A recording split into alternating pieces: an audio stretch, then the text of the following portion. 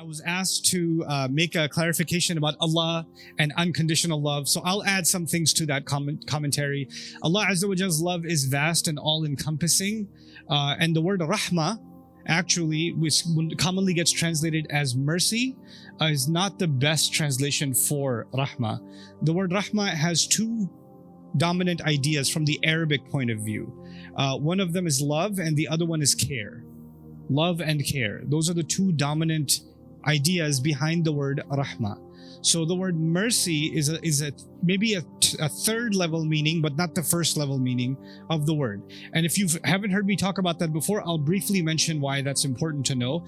If I say the teacher or the principal showed no mercy and suspended everyone, right? Or some students went to the teacher and said, mercy, mercy. Or the judge showed no mercy. Or the soldiers showed no mercy. You know what all of this has to do with? It has to do with being spared.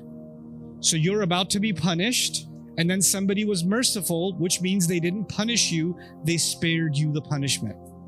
Oh, you understand? The police officer was merciful, he didn't give you the ticket, right? So actually mercy assumes something negative, and then somebody decided not to go forward, and they showed you mercy and they spared you. You get it? That's the English term mercy. Now the word rahmah comes from raham, which is the womb of the mother. And the womb of the mother is a place where two things are happening. As the baby is growing inside the belly of the mom is increasingly loving the baby more and more. And the baby is being taken care of in every single capacity. His food, sleep, protection, shelter, from the elements, all of that's being taken care of inside the raham. When we are in the rahmah of Allah, we are in the absolute ever-increasing love of Allah and His care. And the idea of condition and unconditioned, as explained in the Fatiha, is Allah provides His love and rahmah and care to everybody. Even Fir'aun, his lungs expanding and his lungs collapsing every time he inhales and exhales is actually an act of Allah's loving care towards him. Even towards him. So life itself is a rahmah given to us by Allah. But at the end, Allah does mention in the Quran, there are some things you can do that if you keep on doing them, you can disqualify yourself from Allah's rahmah. Now, how long do you have to keep Allah's rahmah? So long as you're alive, right? So it's not too late so long as you're alive. The moment you die, it's too late. Now, at that point, it's too late. Now, what does Allah say, for example? Wallahu la yuhibbul zalimeen, right? So Allah doesn't love people who do wrong. But He doesn't say Allah doesn't love people who has done anything wrong. Like one time you did something wrong, Allahu la yuhibbul zalimeen. Zalim is an ism fa'il, means people that keep on doing wrong and they make a lifestyle out of it. Right? So those kinds of people, they close the doors of Allah's love themselves. They close that door on themselves. The nations that God destroyed in the past, like the nation of Nuh, Salih, Lut, alayhim salam, the stories you guys know about, right? Those days when those punishments came, for those few moments or that day or that week, سَبْعَ لَيَالٍ وَثَمَانِيَةَ أَيَّامٍ حُسُومًا, for those days, the doors of Allah's love and care for those people closed. They disqualified themselves from Allah's love. That's what happened with them. But still the point holds. It's wrong to say just callously Allah's love is conditional. No. Allah's love is vast, all-encompassing, and it takes a lot for Allah to... He doesn't even say He hates. He never says He hates. He only says He doesn't love. La yuhib. Wallahu la yuhib. Right? So that's just an additional couple of comments for everybody to know about that. Anyway, so we left off on skipping one ayah number 38, where after describing those wonderful spouses of the Ashabul Yameen, Allah adds actually the phrase Li Ashabil Yameen in ayah number 38, for the people of the right. So that means that this section opened with Ashabul Yameen ma Ashabul Yameen, and then it ends also Li Ashabil Yameen.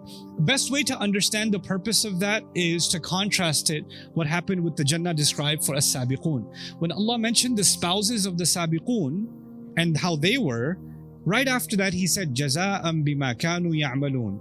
This is a compensation for what they used to do. This is compensation for what they used to do.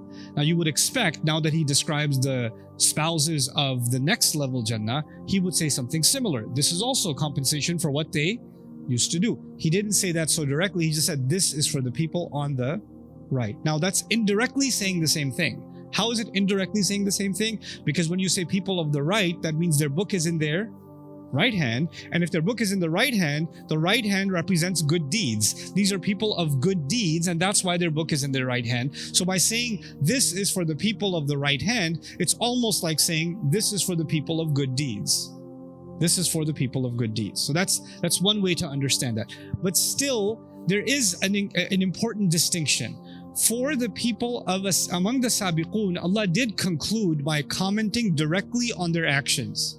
He said, Jaza'an bima kanu ya'malun. And this is important to note because the people of Sabaq, the people that got ahead of everybody else, their actions were in fact remarkable actions.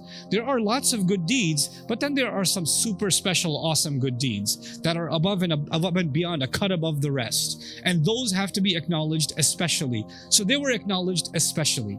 Now, the people who got saved, they still did good, they passed. But that's more a favor from Allah than anything else, right? They did their part, and Allah in His Rahmah added some bonus credit points and allowed them in. And then He gave them way more than they could ever have deserved even, right? So what we're getting here is fadlan min Allahi wa ni'mah, like Allah has given us more than we actually deserve. We barely passed and we're being treated like royalty. In fact, when someone is in this Jannah, when you're reading these ayat, you're like, oh, okay, this is kind of a normal Jannah. But if you and I make it there, and when you and I make it there, and may Allah give us the highest level of Jannah, but when we're there, we're not going to feel like, oh, it could be better. That's not going to be your feeling, you know? Like, yeah, I don't know, my accent changes when I say that, but it's subconscious. Because I think I learned it from my dad. I love my dad. My dad, like, the best compliment he will say is good. Like, that's as far as it goes. Like, there is no excellent. There is no, it's like, good. If you could just get a good, life is good after that. But then Allah is now further reinforcing one idea, that Allah is going out of His way to take care of the people of the right. So you should at least try to be the people of the right. So He opened with Ashabul Yamini ma Ashabul Yamin, and then added an extra topping at the end, Li Ashabil Yamin. Thullatum min al-awwaleen wa thullatum min al-akhirin. Now, we're get to the scary part now. Wa Ashabul Shimali ma Ashabul Shimal. Now Allah says, and the people of the left, oh, what is going to become of the people of the left? What can you imagine of the people of the left? The ma, this istifham, is not the people of the left. Who are the people of the left? Not who, what? What do you think the people of the left are? Meaning, what state do you think they're in? What horrors do you think they're facing? What fate do you think they're about to meet? So, kul ma ya'ti fil bal, like everything that comes to the imagination is all targeted at the same time with just that echoed question, ma ashabu shimal. Now, the first obvious thing is, why are they called the people of the left? لِأَنَّهُمْ يَأْخُذُونَ كُتُبَهُمْ بِشِمَالِهِمْ. They're taking their books in their left.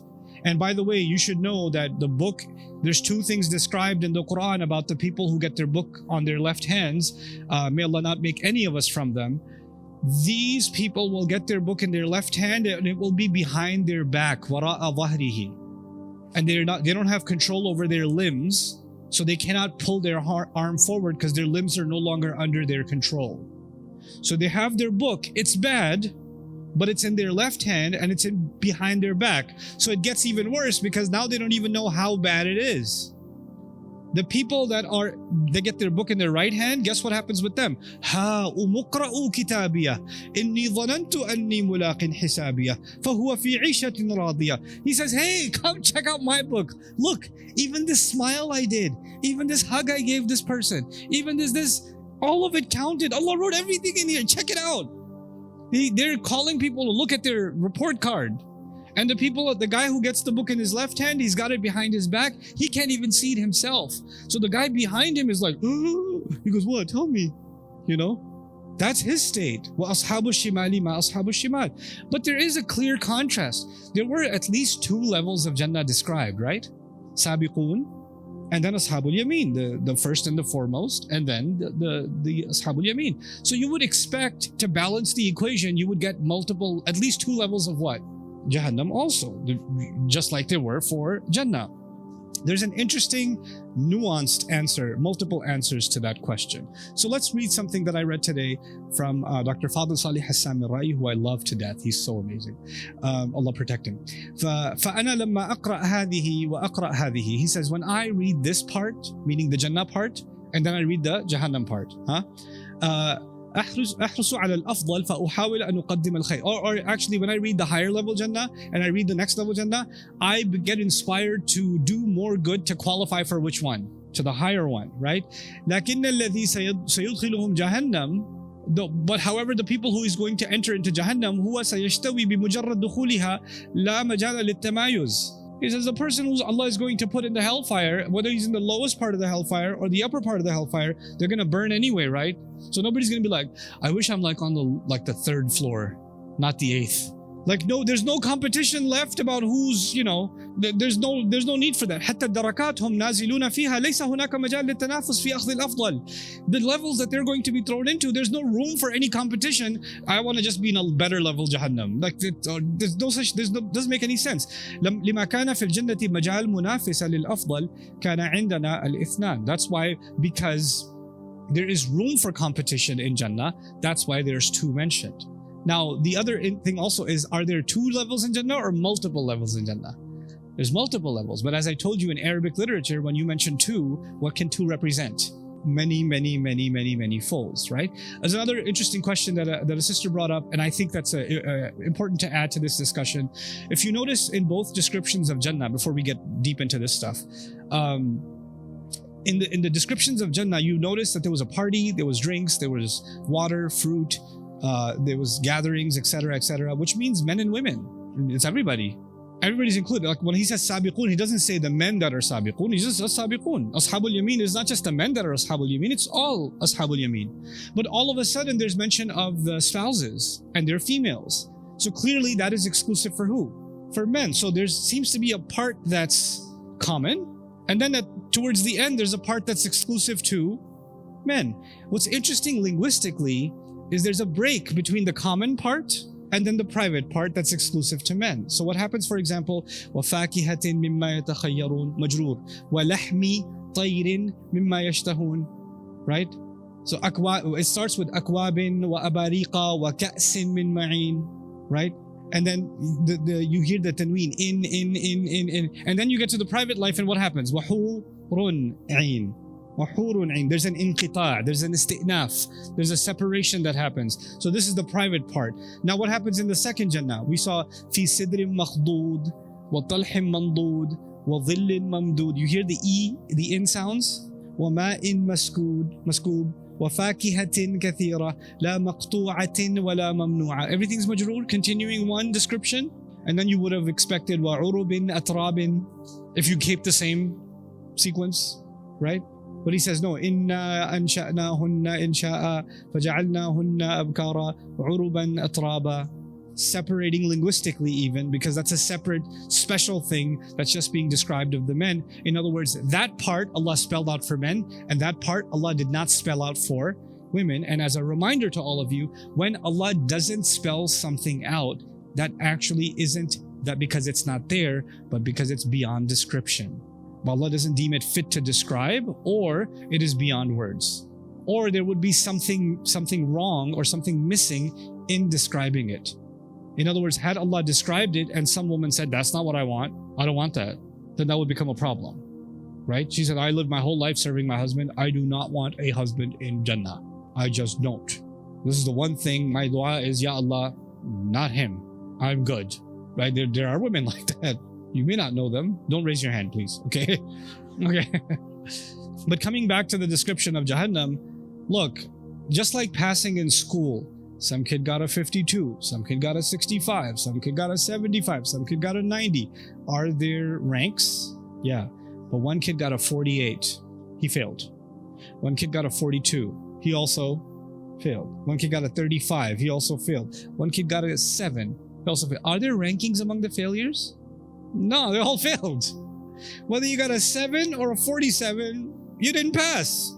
It's all one level. So you see the logic of describing the levels of Jannah, but not describing the levels of Jahannam in the same way, right? Even though there are levels, there's no point in describing, by the way, this is what's going to happen on level 1. This is what's going to happen on level 2. And you're like, oh, I'm really scared of level 1, but level 2 I think should be okay. Like, that's not going to, that doesn't make any sense. And so that's the logic behind wa ashab al-shimal ma ashab al-shimal.